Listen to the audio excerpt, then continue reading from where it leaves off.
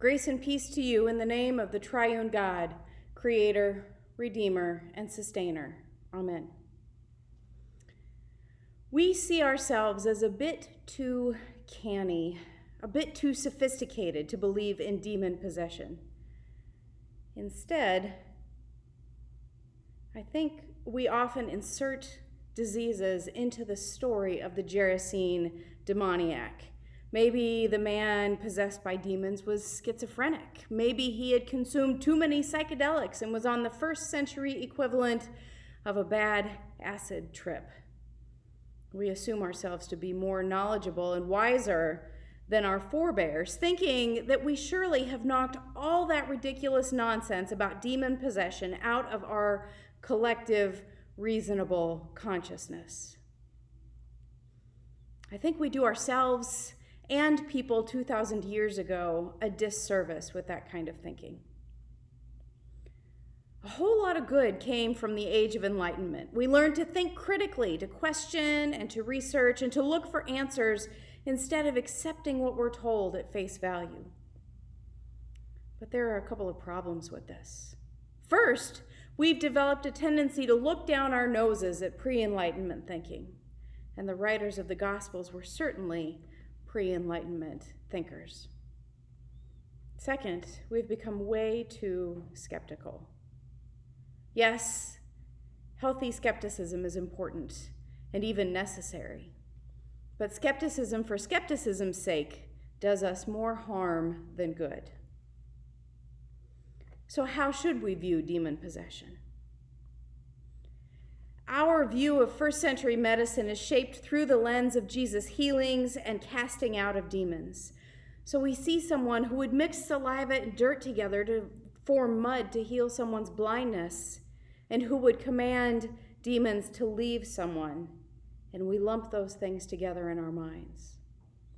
Instead of seeing healing as one activity and casting out demons as an entirely separate activity, we bring them together, healing and casting out demons. There was a belief that disease could be caused by demons or sin, but those are two very distinct causes, a kind of either or rather than a both and. And in the ancient world, there were two very different treatments. Doctors would provide medical treatments such as herbal medicines or even surgery if warranted. But if they suspected a demon was at play, they would call in an exorcist who would perform elaborate rituals to cast out the demon or demons causing the problem. Demons were seen as servants of Satan and were consigned to the abyss, an apocalyptic demon prison, when they were defeated. Different problems, different solutions. In preparing for this sermon, I came across a Washington Post article from 2016 titled, "As a Psychiatrist, I Diagnose Mental Illness. Also, I Help Spot Demonic Possession." Richard Gallagher, a psychiatrist and the author of the article, writes about his work with Catholic exorcists who call him in to evaluate whether a person is suffering from mental illness or possession. He says that most of the time, the symptoms the person exhibits are consistent with mental illness, but occasionally he will encounter symptoms that are not explainable in any other way. People who can telepathically know deeply buried secrets of strangers, or the current location of people they've never met, or people who suddenly gain the ability to perfectly speak and understand languages they have never studied. He's even heard reports from people he trusts about very rare cases of levitation. And yet, most of us dismiss these stories. We are skeptical for skepticism's sake, dismissing out of hand the possibility that demon possession could be a real thing, dismissing out of hand that anyone could suffer in this way. What does that say about our belief in Jesus' ability to cast out demons? With that question in mind, let's explore today's gospel text. As our reading begins, Jesus is running from one miracle to another. He has just crossed Lake Gennesaret with his disciples at night. Despite the storm raging around them, he was tired enough to sleep. The disciples woke him when water began to fill the boat. He got up and rebuked the storm, and it calmed. Now they've come to the one and only Gentile territory that they visit in Luke's gospel, and the disciples are nowhere to be found. Maybe they're making repairs to the boat, or maybe they're off buying supplies. Whatever the reason, Jesus finds himself confronted by a demon-possessed man who lives naked among the tombs. A herd of pigs are roaming around.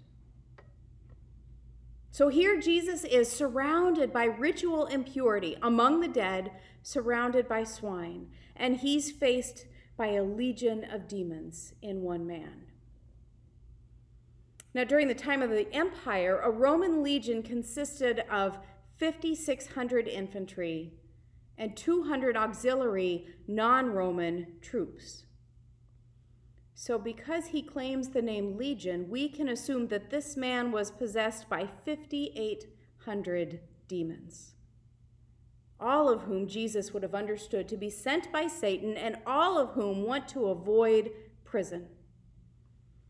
Because they claim a military name, we can also assume that they are prepared to engage in spiritual warfare against Jesus.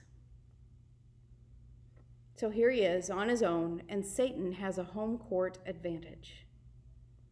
And even under these circumstances, Jesus performs one of his greatest miracles as he casts the demons into the herd of swine.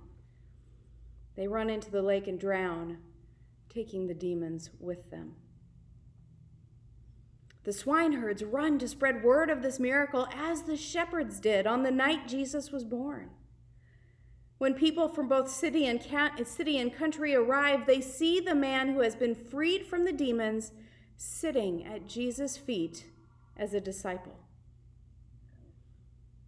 And perhaps this is why the 12 are not with Jesus, so that the only disciple the people see is one of their own, a man who was healed by the one he now follows. But the people are afraid. Why? I think they may not be ready. After all, their worldview has just been upended. There's old Legion, they may have said to themselves whenever they saw him, possessed by all these demons, and no one can drive them out.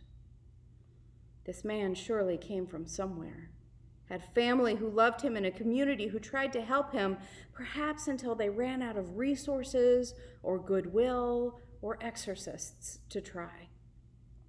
But now he's been healed, and by a foreigner no less, and one who didn't engage in elaborate rituals, but who wrestled in spiritual battle with the demons. You can almost see them looking around at each other and asking, who is this guy? That kind of power can be pretty scary.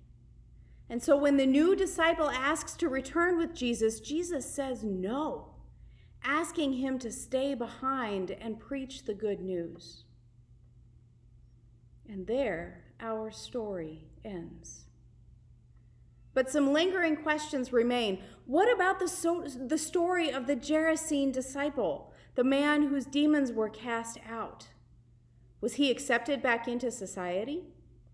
What was the response of those who heard him preach about Jesus? Did they persist in their fear and unbelief, or did some come to believe in this Messiah who is so powerful he could cast out an entire legion of demons? And what about our story? Where do we fit in? Do we persist in our skepticism, insisting that this story is entirely metaphorical because it cannot be factually true?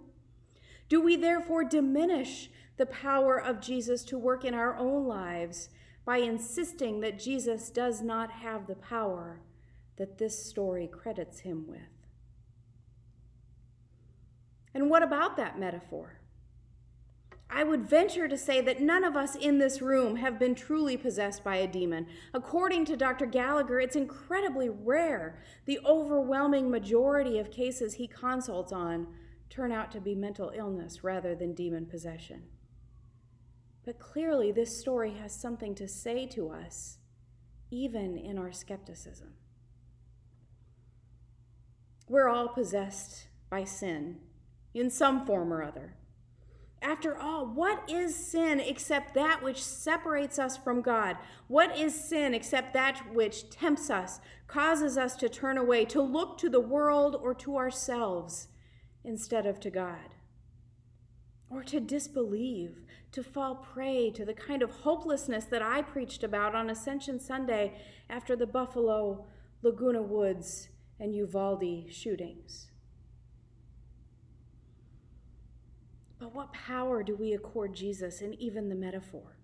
Do we truly believe that he has the power to cast off sin again and again every time we succumb?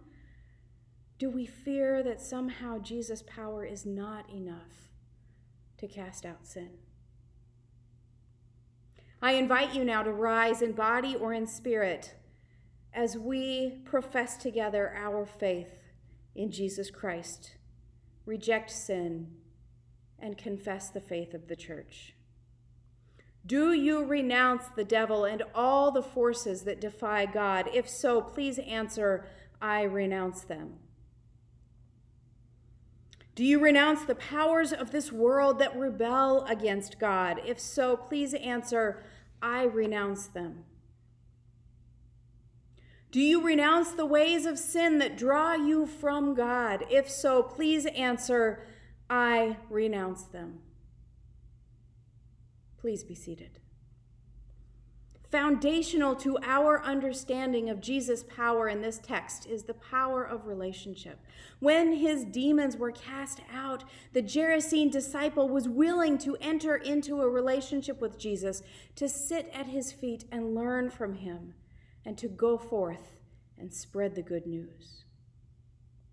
When we fully enter into this and other stories of Jesus' power to heal and forgive, to teach and to love, we fully enter the relationship into which we are invited.